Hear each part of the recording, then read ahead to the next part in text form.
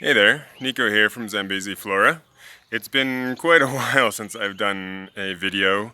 I had some medical issues. I had a problem with my back. I had a bit of sciatica, which left me bedbound for a number of weeks, and I've been doing my physio and chiropractic work so I can be better, and now I am back on my feet. I've still got some ways to go, but at least things are back to normal. So I've also been really trying to get caught up on various things in the last several weeks, including some of my seed sowing and the like. And for the most part, that will be ongoing, I think, ultimately. But we've had some bit of rain last week. Through Monday through to Thursday, almost every day, we had a tiny bit of rain. Not a lot, unfortunately, but enough to get kind of some things growing. So let's go have a look and see what is now blooming in the garden here this November. The Scadoxus fireball lily, Scadoxus multiflorus, are always a bit of a showstopper. This one is at its kind of peak at the moment. I am expecting a lot more of these to come up. We can just see over there one that has gone on past its prime. There should be another 3 or 4 actually that should come up in here, and I expect more as the rains come on. But we've had a bit of a showing of these around the plot, and it's just nice to see them come up. And as I say, I do expect quite a few more of these to come up still. This is not technically blooming, but I'm very happy to see the new foliage on this Encephalartos schmitzii. This is the one cycad that is indigenous to Zambia. I've got a number of them, and as part of a program where we're hoping to be able to cross the male and females and get seed and start growing these a little bit more consistently. We've got a number of these growing with a friend of mine and stuff like that. But nice to see that it's made it through the dry season quite well and is enjoying that bit of rain that we had a little earlier. Although these had started to push up just before the rain, so at least it's still looking quite good though. So without fail, the Eulophia guineensis has bloomed really well again this year. This is about, I think it's third week or so in bloom. And each year kind of putting up 1 or so more stalks each clump. So we've got this one right here, which is probably another week or so away from being finished with the blooming. We've got that one just beyond there, which is also quite happy. And then this one in here, which is also doing really, really well. The purple-flowered Eulophia Gonatopus is now finished, but after that one finishes, the more kind of yellowy colored, slightly smaller flowered as well, Eulophia fridericii comes up. And this year it's got quite a good display actually. There's about 7 or 8 of these inflorescences shooting up here. Not the showiest, but definitely a nice one to kind of have around. Been quite a good flowering this year on the Raphionacme welwitschii, and they've sent up some new stalks here. These guys look like they should be climbing, but they only get to about 1 meter, maybe a little bit more than 1 meter long. And then let's see about getting this flower into focus. And produce these flowers very early, followed by the seed pods if they are in fact pollinated. The Gonatopus boivinii have been in flower just for a few days actually. I think this is the first one that did open with these kind of lovely ivory, yellowish ivory spathes.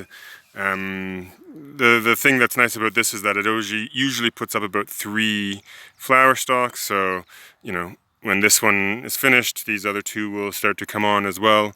And it's actually got the leaf at the moment as well, so you know, it's a bit of green against the fairly brown backdrop also. These are fairly tall plants, you know, a little bit more than 1 meter tall. So at least compete here in this kind of woodland area as the grasses and other things start to grow in.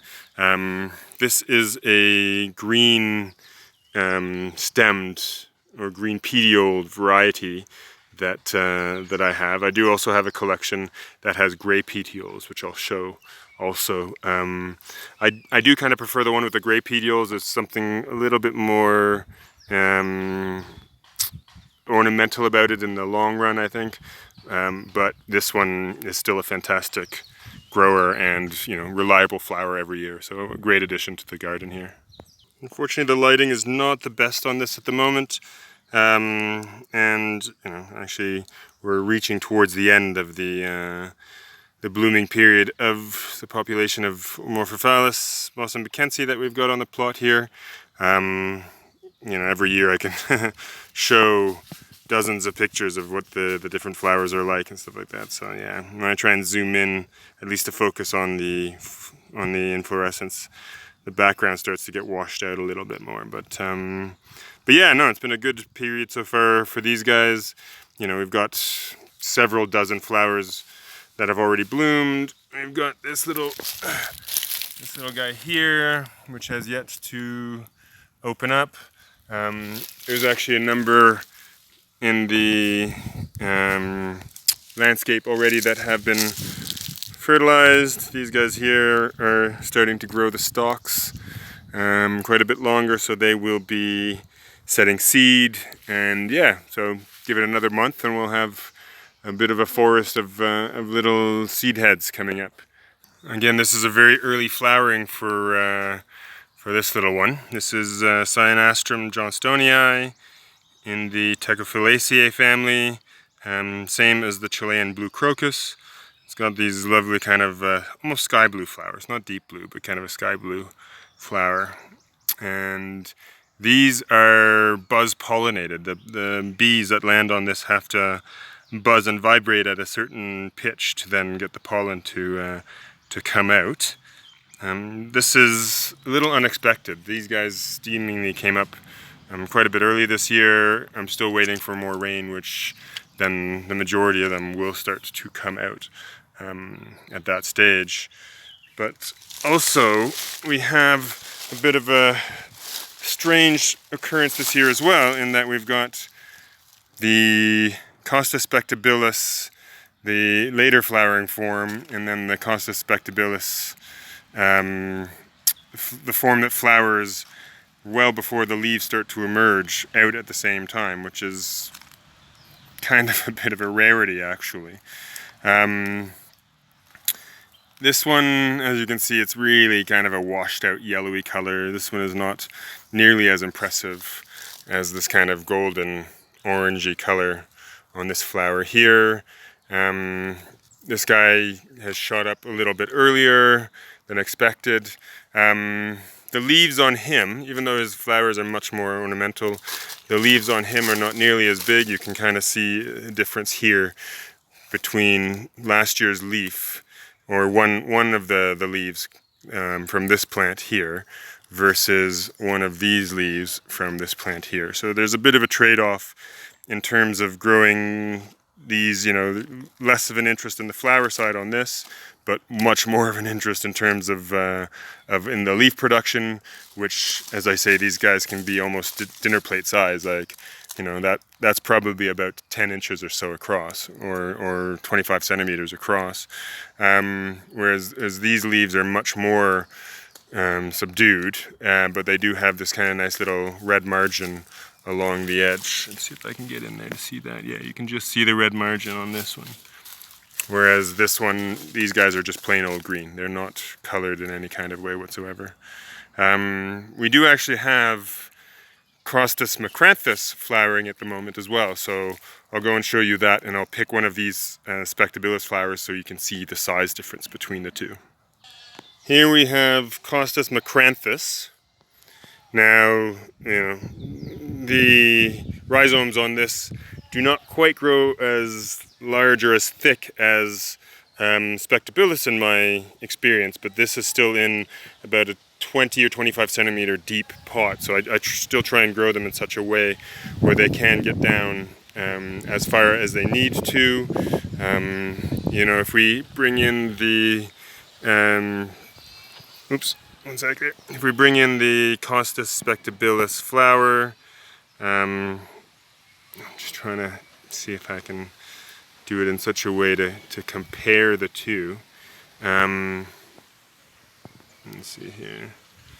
Yeah, they look almost actually quite similar in size here, but you know, in reality, they're not quite. You know, the macranthus is appreciably larger, and they tend to be more of this kind of yellowy color. Let's see here, this one. Yeah, it's not really showing up so well on video. I do have a picture of when I dissected flowers last year, and I can put that up for it to be seen. But when they are in the landscape, you know, these are fantastic. You know, you'll see them from a decent distance away, which can't always be said for spectabilis. But, you know, on color, I think the spectabilis is a little nicer with that kind of more orangey tone. But, you know, this bright yellow is still very nice in the macranthus as well. And just quickly to mention this little Areospermum that is in flower, just opened up today. You know, as the sun came out, we had an overcast morning, and as the sun comes out, these guys have been starting to open. I'm not 100% which one this is at the moment. It's looking a little bit like Apocynaceae, which used to be, ooh, I'd have to remember which species, Flagelliform. But now that's been put under synonymy with Areospermum Apocynaceae. And then we've got a little Dorstenia here with these fantastic appendages to the receptacles, very kind of spider-like, long with some of them. This is a collection that a friend of mine actually made last year and just brought for me. So it's nice to see it come up. I think this is Dorstenia buchanani, or Buchanani, or Buchanan something, named after some person named Buchanan. I will put the name on the screen just to confirm, or at least to get the right name down. Just in the nursery area, here we've got the fantastic flowers of Tolbagia rhodesica, and some of these clumps are just doing so well. Like this one here has got, you know, what, 7 or 8 inflorescences just popping up, giving such a fantastic display. Again, these guys are only growing from what has fallen last week in terms of rain. Usually I would start to water this area by the start of October, just to give it a bit of a head start in terms of growth. We can see just beyond there's Crinum minimum, which with that bit of rain have come up and flowered, blooming at night. Again, we've got some more of the Areospermum Apocynaceae coming up here. Yeah, so, you know, we're a little later this year comparatively to where I would be if I had been, you know, of proper health. But regardless, at least things still come up and enjoy what sunshine and what water they did get when the rains first started to fall. Here we've got a male plant of Trochimerium macrocarpa. This is also growing in the nursery beds, but not by design.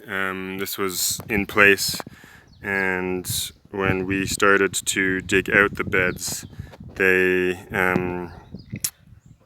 it just kind of started to come through. So this is actually the male flower. So these plants have male and female plants, essentially. The species has male and female plants. They are dioecious. This is the male flower. Notice that there is no ovary from the stem through to where the actual flower opens up, and yeah, so last year I did take these flowers and pollinate a female plant that I do have to get seeds, so I've got little seedlings of this growing and stuff like that. But quite strange and obscure flowers. You have to kind of be there and take note of them. But, you know, I must admit I do really like the weird and wonderful, so this is right up my alley.